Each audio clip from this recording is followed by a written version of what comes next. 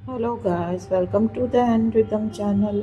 बॉलीवुड की अनसुनी कहानी में आज एक लेजेंडरी सिंगर रफ़ी जी के बारे में बात करने जा रही हूँ, जो फ़कीर के चक्कर में बन बैठे सिंगर 11 भाषाओं में गा डाले 26,000 गाने, कहलाए आवाज़ का फरिश्ता। तो आइए सुनते हैं इसके पीछे की कहानी। दिग्गज संगीतकारों के साथ काम करते हुए इस सिंगर ने पीढ़ियों को रुलाया, हंसाया और सपने दिखाए।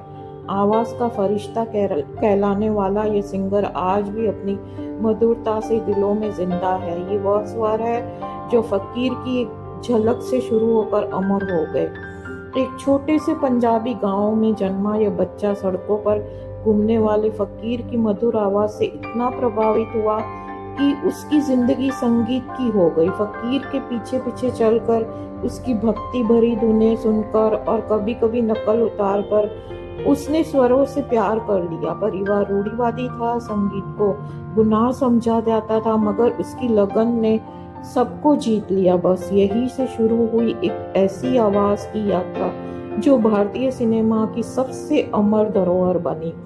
इस स्वर ने 11 भारतीय भाषाओं में लगभग 26,000 गाने गाए।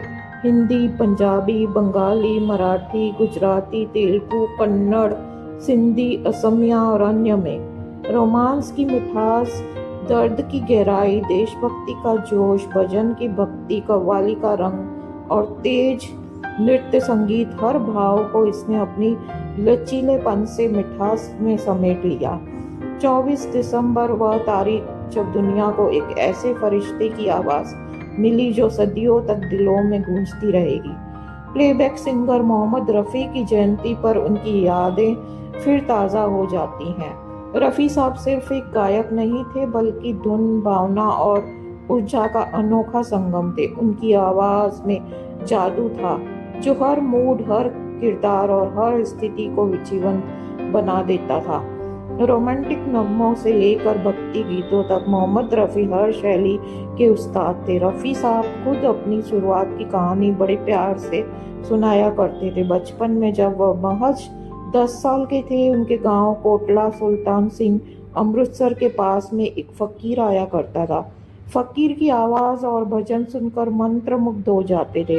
वह फकीर के पीछे पीछे दूर तक चल पड़ते और उनके गानों की नकल करते। यहीं से गाने का शौक जागा।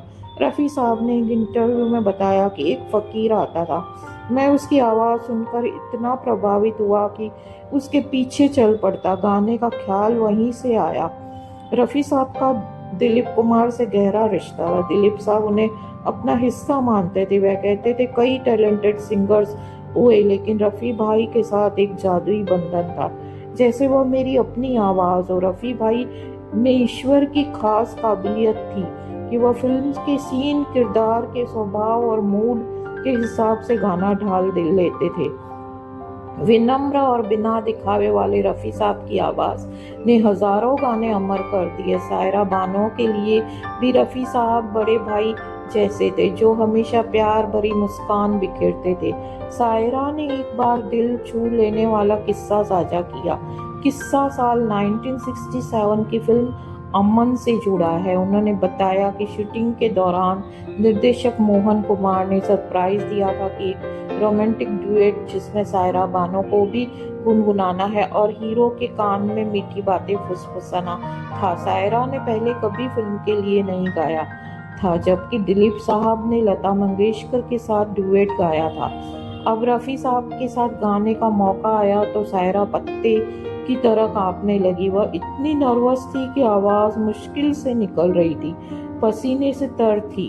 उन्होंने आगे बताया कि रफ़ी साहब की उदारता ने कमाल कर दिया।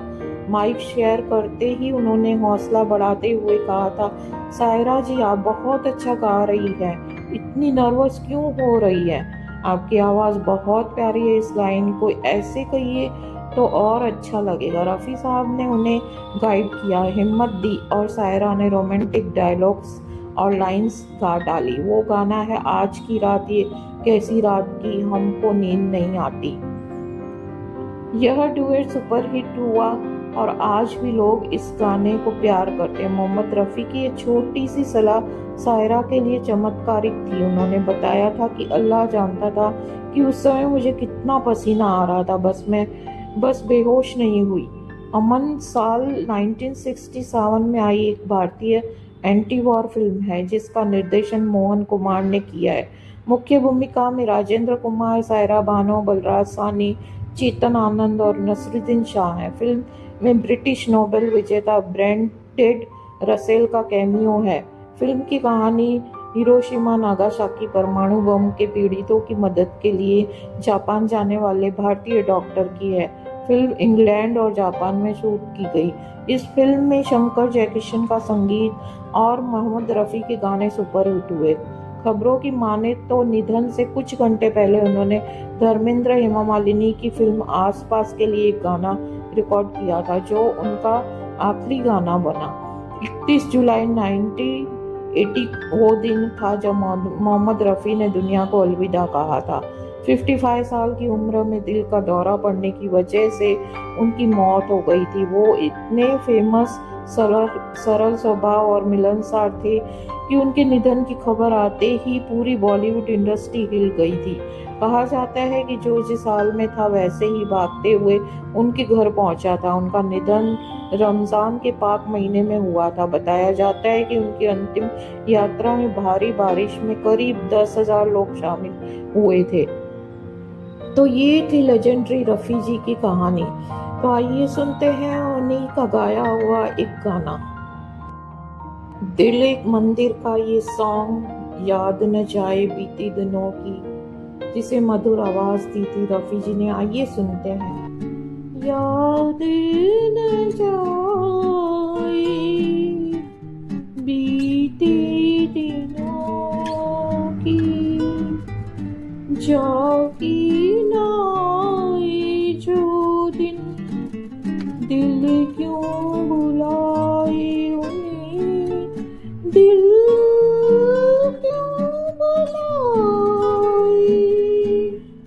याद न जाए बीते दिनों की, जागी नाए जो दिन, दिल क्यों बुलाए उन्हें, दिल क्यों बुलाए,